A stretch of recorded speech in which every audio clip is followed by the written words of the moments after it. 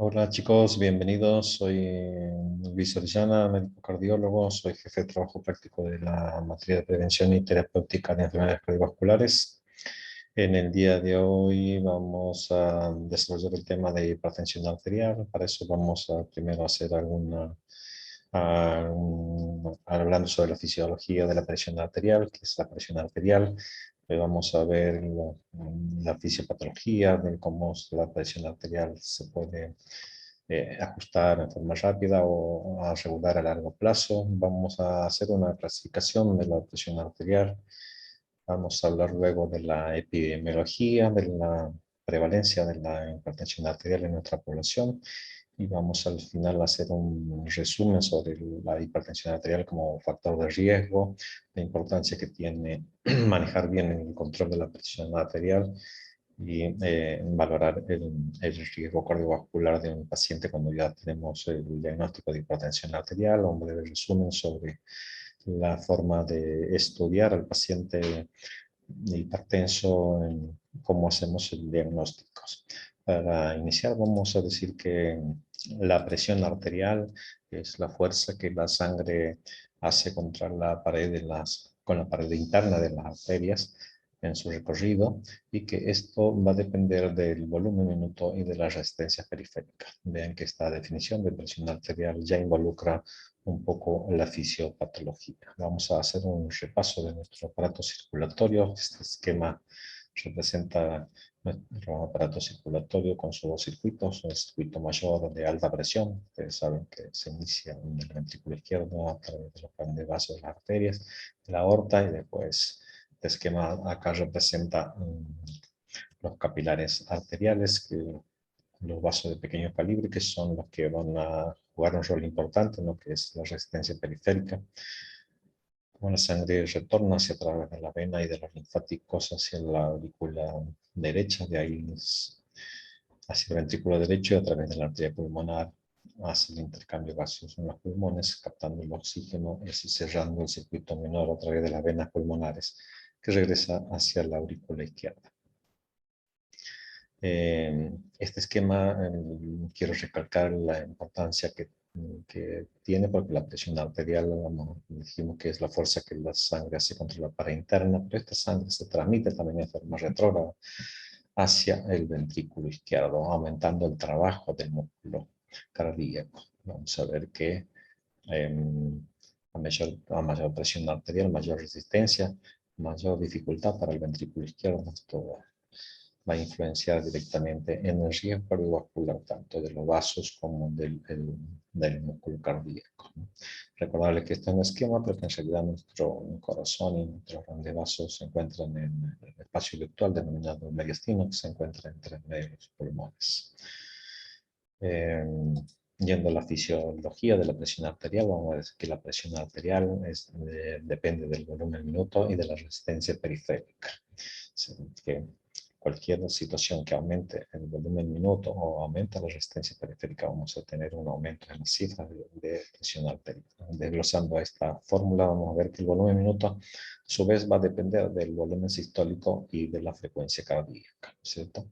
Entonces, si analizamos después el volumen sistólico, ya vamos a ver que el volumen sistólico va a estar influenciado por el retorno venoso y por la fracción de eyección. Repasando, desglosando esta fórmula, decimos que la resistencia periférica a su vez va a depender de la longitud del vaso por la viscosidad de la sangre sobre la sección del vaso, sobre el diámetro de ese vaso, que es lo mismo decir la longitud del vaso por la viscosidad sanguínea. Esto es una variable sobre pi por radio al cuadrado, ¿cierto? De toda esta de toda esta ecuación, lo que necesito que recuerden y que nos va a servir después para el manejo, para influir sobre los valores de la presión arterial, es esto. Este resumen: tensión arterial igual a volumen minuto por resistencia periférica, volumen minuto es igual al volumen sistólico por la frecuencia cardíaca, porque es el volumen sistólico, la cantidad de sangre que el corazón pulsa en cada contracción, que es alrededor de 70 centímetros cúbicos en el corazón sano. y que en la frecuencia cardíaca generalmente promedio cuando estamos en reposo es 70 latidos por minuto. Y que si nosotros hacemos esta multiplicación, 70 por 70 nos da 4.900 centímetros cúbicos que el corazón expulsa en un minuto, ¿no? Esto, de esta forma se calcula el trabajo que realiza el ventrículo izquierdo durante un minuto, ¿no? Si lo multiplicamos por 60, estos 5 litros nos va a dar 300 litros en una hora. Y si lo multiplicamos por 24 horas que tiene el día, nos va a dar que el músculo cardíaco expulsa 7.200 litros en 24 horas, ¿no es cierto? A su vez, para desglosar el tema del volumen sistólico, dijimos que el volumen sistólico va a depender del retorno venoso, o sea, de la cantidad de sangre que llega al ventrículo derecho, y de la fracción de eyección, que es la capacidad de expulsar la sangre que tiene el ventrículo izquierdo al fin de la diástole, que es normal por arriba del 50-55% de ese total del volumen de fin de diástoles, ¿cierto? Recordemos entonces esta fórmula para nosotros poder influir después sobre los valores de presión arterial. Vamos a ver que podemos actuar sobre el volumen minuto y o podemos actuar sobre la resistencia periférica. A veces vamos a tener necesidad de tratar de actuar sobre los dos componentes, ¿cierto? Sobre el volumen minuto, sobre todo si nosotros disminuimos la frecuencia cardíaca y disminuimos la fuerza de contracción, o sea, damos unos medicamentos se denominan beta-bloqueantes, son inotrópico y cronotrópico negativos, así que vamos a disminuir de esta forma el volumen minuto. Disminuimos la fuerza de contractividad y disminuimos la frecuencia cardíaca. Sobre la resistencia periférica sí podemos actuar también con vasodilatadores, disminuyendo de esta forma la resistencia periférica y disminuyendo la poscarga del ventrículo izquierdo, ¿cierto? Para disminuir sobre el volumen sistólico, también podemos actuar sobre el retorno venoso. De esta forma también podemos disminuir así el volumen minuto. En retorno venoso podemos disminuir utilizando diuréticos y algunos medicamentos que son venodilatadores. Entonces es interesante que podamos recordar esta fórmula que nos va a ayudar en el manejo de los valores de presión arterial. Decimos que la presión arterial se puede regular generalmente de dos formas. Una forma rápida de manejo de la presión arterial y una forma a largo plazo. El ajuste rápido de la presión arterial lo necesitamos cuando los vasoreceptores detectan una caída súbita de la presión arterial, una caída brusca de la presión arterial. Los vasoreceptores envían un reflejo que hace que liberen sustancias catecolaminas, sobre todo noradrenalina. Esta aumenta la frecuencia cardíaca y produce aumento de la vasoconstricción. Volviendo al esquema anterior, vamos a ver que este ajuste rápido que está determinado por el sistema nervioso autonómico va a actuar directamente sobre los dos componentes de lo que aumenta la presión arterial, aumenta el volumen minuto, aumenta la resistencia periférica, ¿no? Y produce un aumento bastante rápido de la presión arterial. Que resistencia periférica, acuérdense que está influenciada por varios factores neurohormonales y locales, ¿cierto? Como la actividad nerviosa central, sistema nervioso autónomo, sistema de renina-angiotensina, también maneja la cantidad de líquido extracelular y la reserva corporal de sodio, ¿cierto? Actuando también con hormonas locales como son las quininas, el péptido natriurético arterial. También el endotelio vascular juega un rol importante. Acuérdense, el endotelio vascular es uno de los órganos más importantes y más nuevos descubiertos, más extenso en nuestro organismo y tiene acción directa sobre la vasoconstricción y la vasodilatación. Este endotelio va a estar influenciado mucho por sustancias vasoconstrictoras y vasodilatadoras. Este juego de sustancias que producen vasoconstricción sobre las que producen vasodilatación, va a depender del tono vascular. Dentro de las vasoconstrictores destacamos la angiotensina 2, las catecolaminas, la endotelina, la vasopresina y el tromboxano. Y dentro de las vasodilatadoras, las más importantes, las más conocidas son el óxido nítrico, las prostaciclinas y algunas bradiquininas.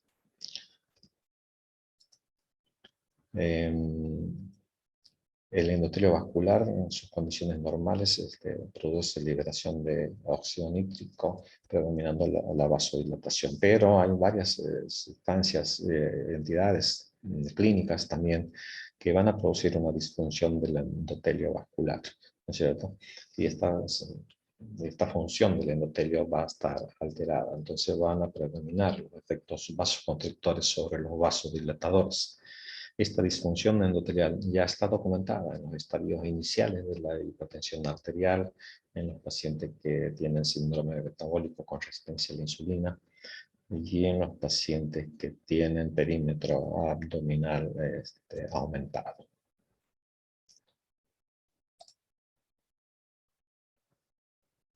Esto es lo que venimos pasando acá, la resistencia a la insulina. La insulina tiene efecto directo opresor, que está relacionado con la actividad simpática, ¿no?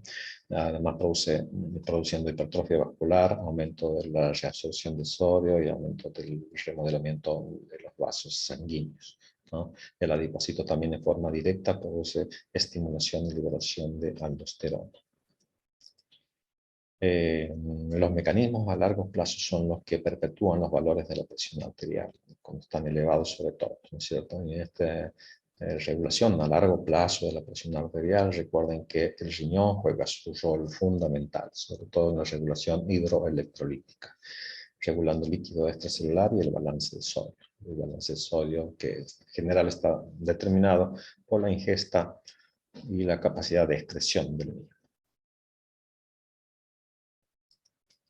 Vemos que en este mecanismo también el sistema de renina, angiotensina, aldosterona está jugando un rol importante, sobre todo en el manejo del líquido extracelular.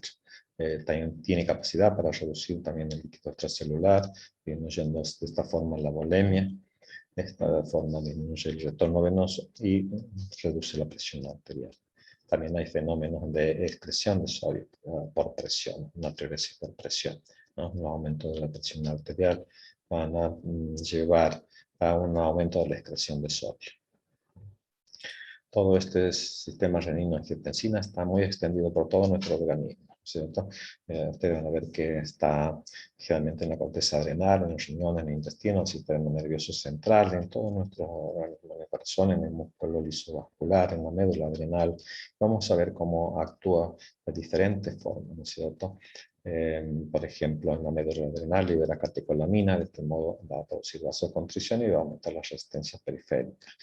Y en el sistema nervioso central también produce descargas simpático-miméticas y produciendo vasoconstricción.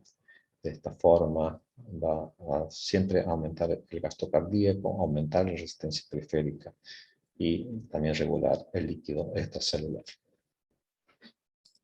En esta diapositiva vamos a ver cómo algunos pacientes predomina el gasto cardíaco aumentado y en otros pacientes va a predominar la resistencia periférica aumentada. Esto es importante para después tomar la conducta y tratar de modificar estos valores de presión arterial, aumentando, disminuyendo actón sobre la precarga o actons en la resistencia periférica o en la postcarga.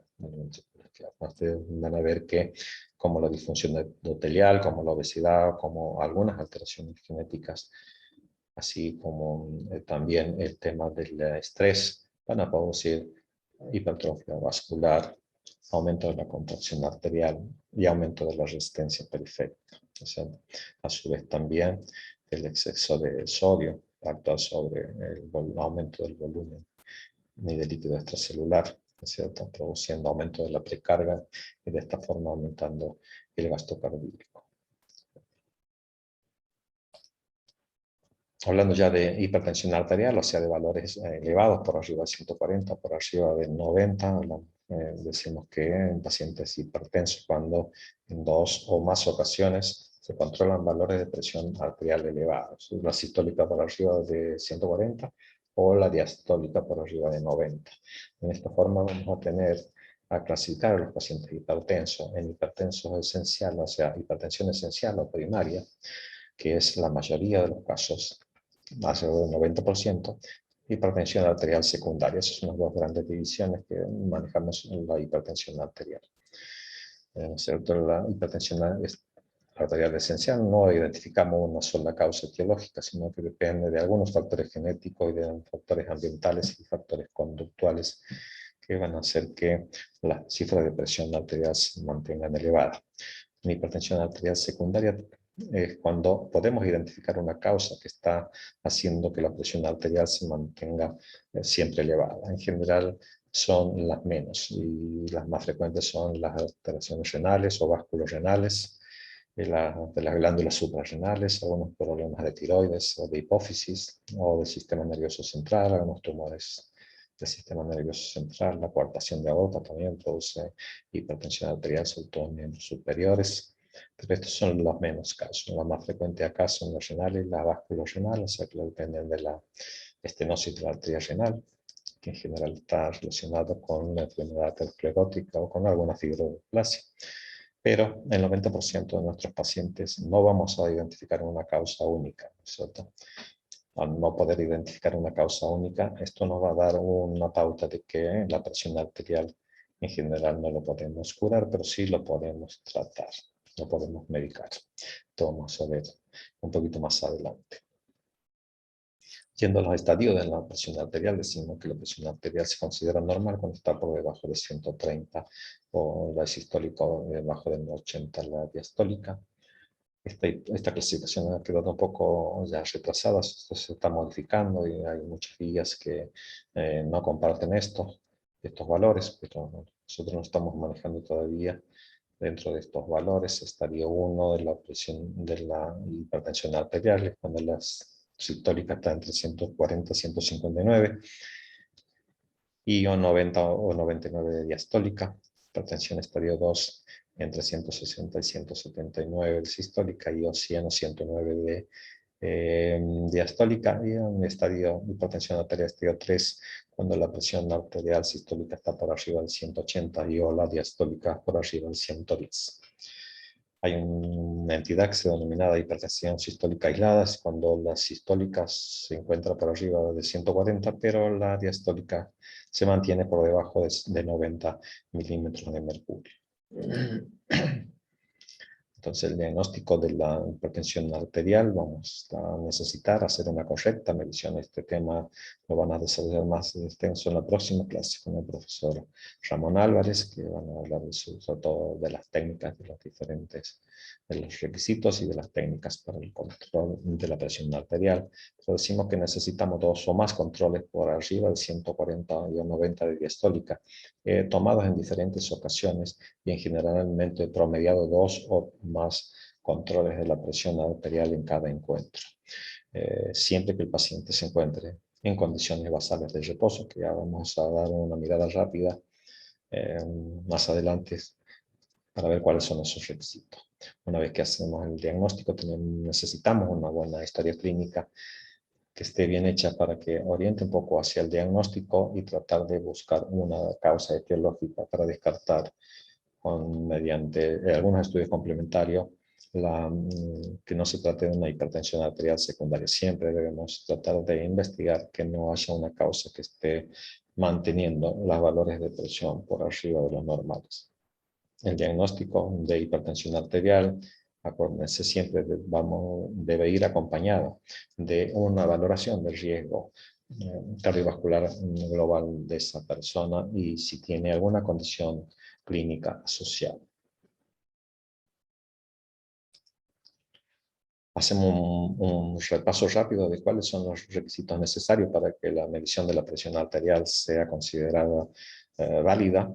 Esto lo van a desarrollar en las próximas clases más en extenso, ¿no? El paciente debe estar como mínimo 5 minutos de reposo, mejor si utiliza 10 minutos, no haber comido o tomado café o tomado mate por lo menos media hora antes.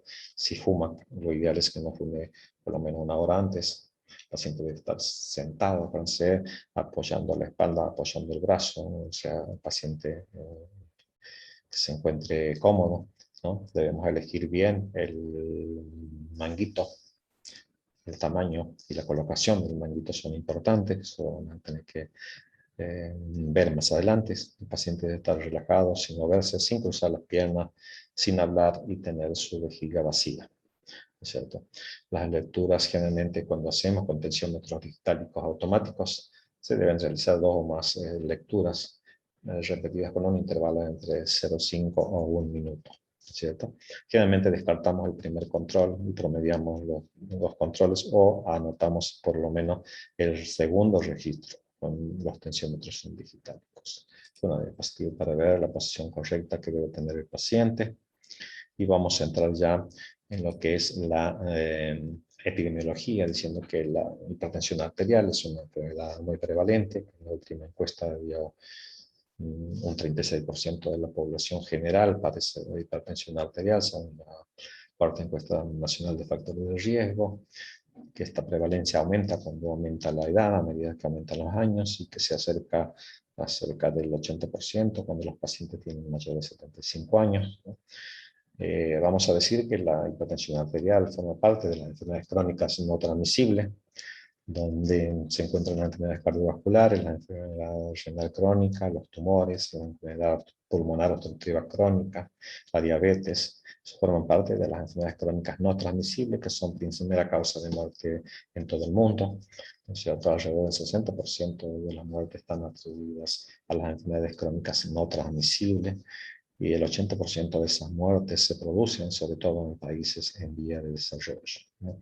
También son principal causa de muerte prematura y de discapacidad. Son primera causa también de años de vida prematuramente perdidos.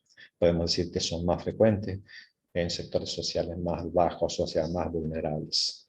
Empeoran la pobreza y cierran un círculo vicioso, ¿no es cierto? A los valores que tenemos en Argentina, también el 80% de las muertes están atribuidas a las enfermedades crónicas no transmisibles, y de ese porcentaje el 35% son causadas por las enfermedades cardiovasculares, siendo esta la primera causa de muerte también en nuestro país. Decíamos que los factores de riesgo, la población más empobrecida y más vulnerable es donde más predominan los factores de riesgo, y esto no sucede solo para la presión arterial, sino también para la diabetes, mayor prevalencia de colesterol elevado, ¿no es cierto? Cuanto menor el nivel educativo, menor ingreso salarial y mayor dificultad para tener una medicación y un tratamiento adecuado. Estas enfermedades crónicas no transmisibles decimos que son muy prevalentes, que son primera causa de muerte, pero ¿por qué pensamos que están cada vez en aumento y ocurren cada vez a edades más tempranas en nuestra población? Cada vez la tecnología esta vez nos ha ido jugando algo en contra, porque hacemos cada vez menos esfuerzo y hemos modificado mucho nuestra forma de alimentarnos. Por eso decimos que las enfermedades crónicas no transmisibles son enfermedades de la conducta humana. Hacemos menos esfuerzo, hacemos menos actividad física y nos alimentamos cada vez peor.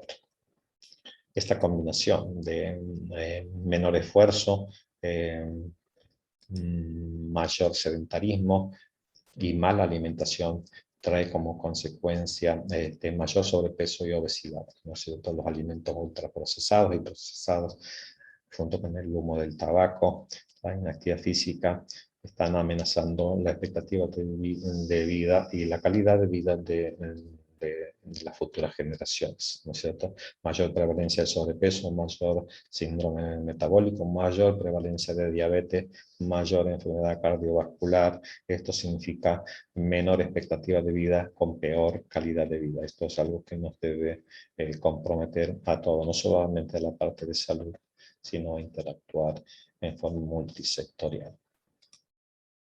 ¿Cierto? Repasando, decimos, la prevalencia de hipertensión arterial es alrededor de un tercio de la población, un poco más de un tercio de la población, 36%. Hay un déficit de captación en los sistemas de salud. Tenemos graves problemas para detectar a nuestros pacientes hipertensos. La mayoría de los pacientes no saben que son hipertensos, no están captados por los sistemas de salud. Y de estos pacientes que están captados, solamente la mitad recibe tratamiento.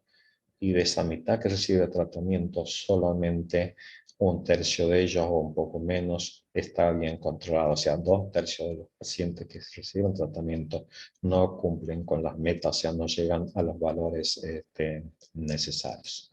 Para ver de vuelta la prevalencia, en un estudio realizado en la ciudad de Córdoba, lo que decía a mayor edad, mayor prevalencia, llegando a los mayores de 75, alrededor del 80% de prevalencia de hipertensión arterial, para que tomen dimensión de la importancia que esto significa para el sistema de salud.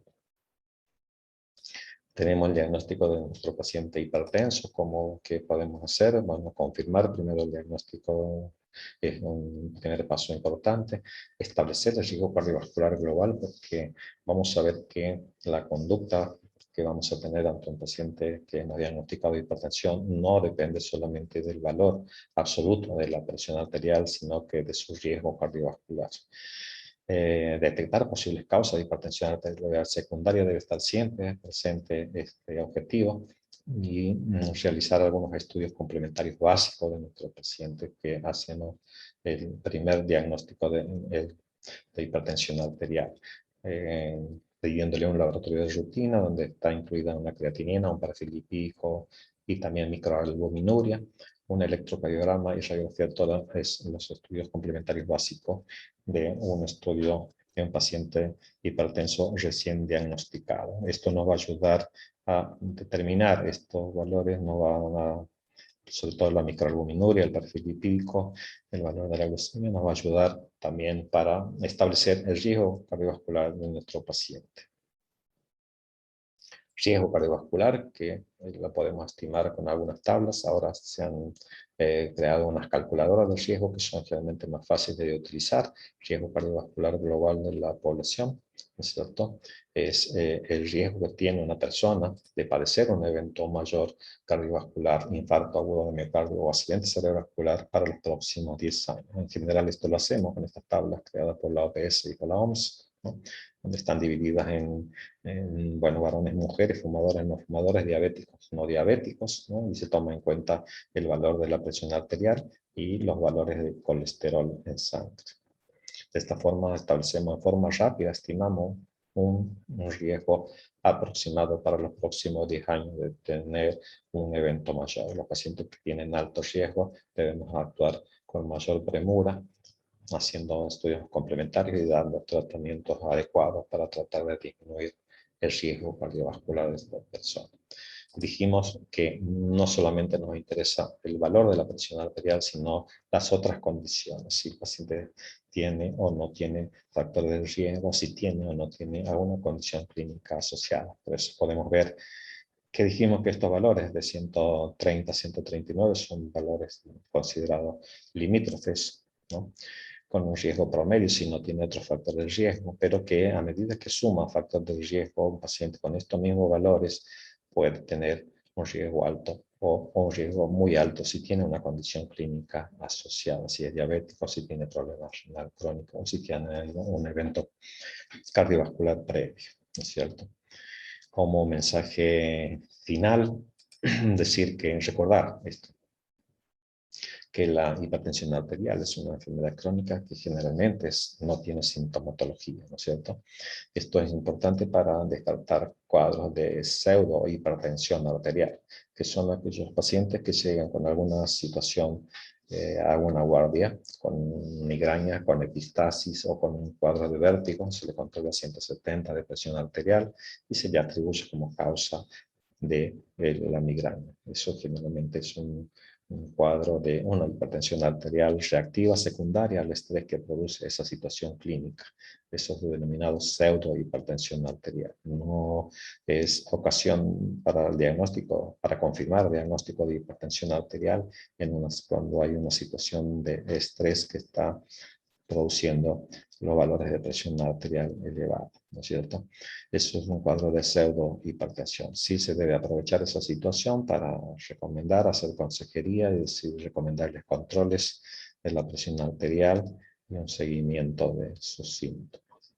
Recordar que la presión arterial, hemos dicho que en el 90% de los casos no tenemos una etiología definida, o sea que no podemos hacer una curación. Haríamos una curación si detectamos una causa secundaria, un tumor, por ejemplo, de la glándula suprarrenal, un feocromocitoma. Se tiene un tratamiento quirúrgico, se extirpa el feocromocitoma y mejoran o normalizan los valores de presión arterial. El otro mensaje es que la presión arterial tiene tratamiento. El tratamiento se maneja con estilos de vida, modificando estilos de vida, plan alimentario saludable, combatir el humo del tabaco, hacer un plan de actividad física, ¿no? Reducir la ingesta de sodio y la ingesta de grasa, sobre todo con una alimentación predominantemente a base de frutas y verduras y medicamentos si es necesario. El tratamiento es efectivo, o sea, no tiene curación, es el mensaje, tiene tratamiento. El tratamiento es efectivo y previene las complicaciones. Este es el mensaje final y bueno, muchas gracias por la atención.